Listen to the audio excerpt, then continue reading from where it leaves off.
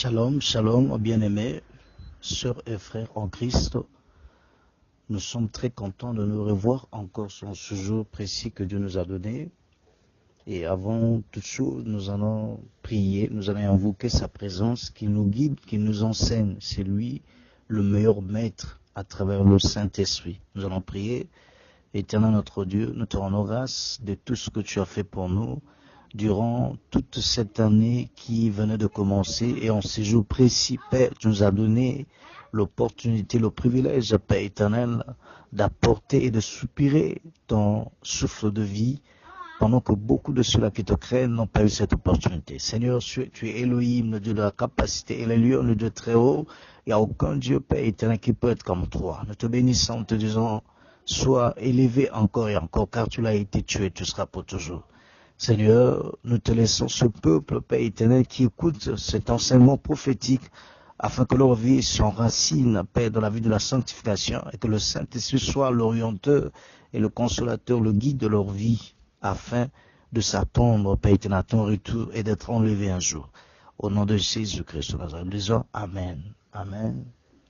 Shalom, shalom, mon frères et sœurs bien-aimés. Nous sommes toujours en train de soupirer, d'aborder notre thème que nous avions eu la fois dernière, hier, sur l'onction d'impact. Et sur l'onction d'impact, j'avais dit tout simplement, à travers l'Esprit de Dieu, que nous sommes à la phase pratiquement de son étymologie et de sa signification. Donc il y aura pluralité de sous-thèmes qui vont nous permettre à mieux manger ce pain en entier pour que nous puissions vivre une vie saine là où le Saint-Esprit est le maître et là où la vie de la sanctification prime, puisque les enseignements prophétiques préconisent à un chrétien, à un enfant de Dieu, fils et fille de Dieu, de s'en acquérir de son pain en entier qui est la nourriture pure et de s'assurer de s'attendre à son retour.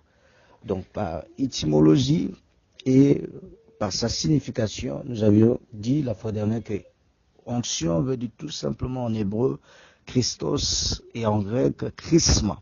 Et déjà à partir de son mot en hébreu Christos, nous comprenons que ça provient du mot Christ. Et Christ, c'est tout simplement l'Éternel des armées et qui est en une autre forme de sa signification de l'onction, la capacité surnaturelle. C'est le surnaturel qui impacte la vie des chrétiens, la vie des fils et filles de Dieu, afin que nous puissions être aguerris et de se surmonter des épreuves et de se surmonter des combats que le diable, que les démons sur la terre, qui nous livrent et qui nous empêchent à ne pas être en intimité avec Dieu et qui nous empêchent à ne pas conserver notre salut, qui nous empêchent à ne pas vivre réellement l'intimité pure et puissante avec l'Éternel des armées. Parce que sur la terre, nous sommes que pèlerins et nous attendons tout simplement à son retour. Et voilà pourquoi l'onction doit nous impacter, doit nous influencer à vivre la personne du Saint-Esprit. Et la personne du Saint-Esprit nous conduira réellement à être proche et prêt à attendre à son retour. Et tout simplement en cherchant, je parlerai à travers le Saint-Esprit qui nous aide à comprendre les effets. Et bien aimés frères et sœurs, tu vas comprendre que l'onction a une capacité très immense. La fois dernière, je vous ai dit que l'onction peut faire descendre le ciel sur la terre. Et voilà pourquoi Dieu impactait la vie des humains. Et quand il appelle quelqu'un, il t'impacte d'abord. Et si vous voyez dans Exode 4, vous allez comprendre qu'il y a eu démonstration de la capacité surnaturelle. Dieu, pour utiliser Moïse, pour l'envoyer en Égypte pour délivrer de sa part son peuple, il a fait de lui Dieu. Mais en réalité, quand la Bible nous parle qu'il a fait de Moïse et lui, il a fait dans Exode 7, il a dit « Je te fais Dieu ». C'était en quelque sorte, pour connaître la profondeur de cette compréhension, c'était tout simplement, il avait impacté la vie de Moïse à une capacité surnaturelle.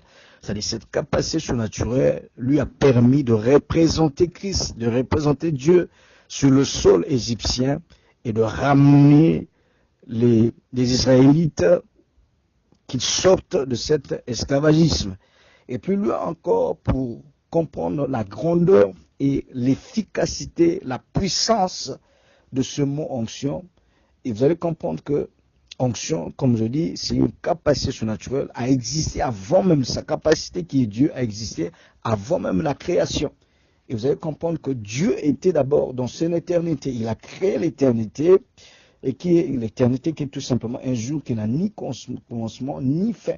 Et dans cette éternité, là où se cachait sa capacité surnaturelle, il avait caché beaucoup plus de choses. Et pendant ces temps, nous allons comprendre tous que la notion du Père au Fils n'était pas encore connue.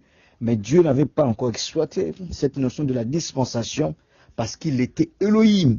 C'est-à-dire qu'il englobait la capacité surnaturelle en dispensant, c'est-à-dire en séparant cette capacité en trois phases. C'est-à-dire qu'il était Dieu le Père, le Fils et le Saint-Esprit. Le Fils était en lui, mais qui n'était pas encore révélé. Mais Salomon a parlé de cela. Elohim, c'est-à-dire Père, Fils et Saint-Esprit. En sortant de l'éternité, il y a eu la notion du temps et cela que la dispensation a commencé.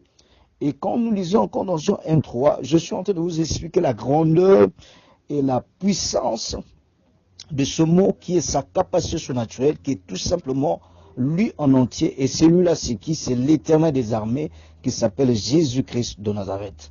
Dans Jean 1,3, il est écrit que toutes choses ont été faites par lui, par elle. C'est-à-dire que elle, c'est cette capacité surnaturelle. C'est le surnaturel qui est Dieu, qui a créé toutes choses.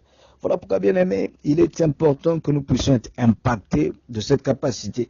Et cette capacité surnaturelle nous permet à vivre Christ, à rester dans l'intimité avec Dieu, et là où le Saint-Esprit nous permet de monter à une grandiose spiritualité comme le Daniel, comme beaucoup de ceux-là qui ont vu manifeste la puissance de cette capacité. Et nous continuons encore à décortiquer cette capacité. Le Fils, avant la dispensation, n'était pas séparé de son Père. Il était dans la pensée de son Père. Car Jean 1, 18 nous dit « Tout ce que vous demanderez au Père, au nom de Jésus, cela sera donné parce qu'il était dans la pensée du Père.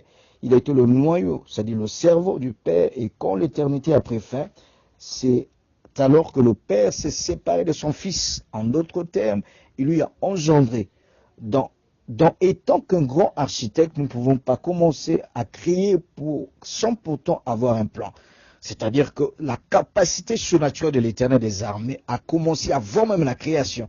C'est-à-dire qu'il était dans son éternité, étant Dieu le Père, le Fils et le Saint-Esprit. Mais beaucoup de personnes ne connaissaient pas cette dimension de sa capacité qui s'est cachée dans sa dispensation. C'est-à-dire l'éternité a engendré le monde surnaturel.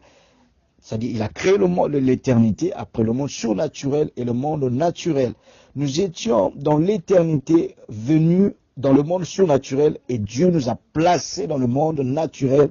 Et la mission du Christ est de nous faire quitter le monde naturel pour le monde surnaturel, afin de nous ramener dans l'éternité. Bien-aimés, la capacité surnaturelle dégage le surnaturel de l'Éternel des armées. Et pour être efficace sur cette terre, la Bible dit, il donnera la couronne de gloire à tous ceux qui seront fidèles jusqu'à la mort. Mais pour porter la croix de Christ, être fidèle jusqu'à la mort, tu as besoin d'être impacté de sa puissance. Tu as besoin d'être impacté de son onction. Et son onction, c'est lui-même Dieu qui s'incorpore, c'est-à-dire qui s'intègre dans son âme et son corps. Et toi, tu ne vivras plus, comme disait Paul, ce n'est plus moi qui vis, mais c'est Christ qui vit en moi. C'est-à-dire cette capacité surnaturelle vit en toi, te conduit vers l'éternité. Et cette capacité qui vit en toi t'ouvre les yeux spirituels et les oreilles spirituelles à comprendre que tu es sur la terre pour une mission. Et cette capacité qui est en toi impacte sa vie et détruit les œuvres du diable et pour que tu conserves le salut. Bien-aimés, que Dieu nous bénisse, que Dieu nous aide réellement à comprendre la capacité et l'importance d'être impacté par son onction, l'onction qui est la capacité surnaturelle. Et sur cette terre, et il nous est réellement donné, il nous est réellement indispensable d'en avoir pour garder le salut, pour garder la vie de la sanctification, là où le Saint-Esprit nous conduit. Bien-aimé, il faudrait que tu puisses être impacté par son onction qui est la capacité surnaturelle. Shalom, shalom bien-aimé, que Dieu nous bénisse et que l'Éternel des armées, à tous ceux qui suivent, qui écoutent ce message, puisse être impacté par son onction surnaturelle, afin que leur vie puisse enraciner dans la vie de prière, dans l'intimité avec lui, car il revient. À très bientôt. À la prochaine. Que le Seigneur nous bénisse tous. Amen. Amen.